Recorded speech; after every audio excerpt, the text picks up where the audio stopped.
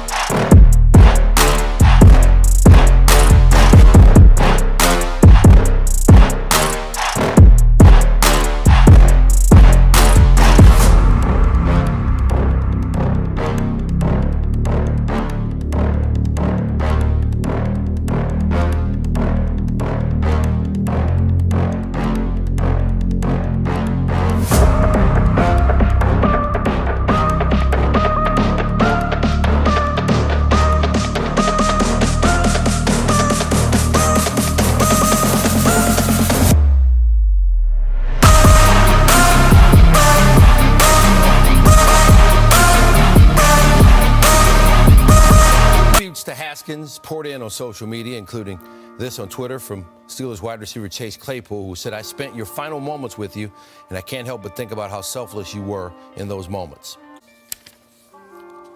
The Pittsburgh Penguins observed a moment of silence in memory of Haskins before they took on the Capitals on Saturday.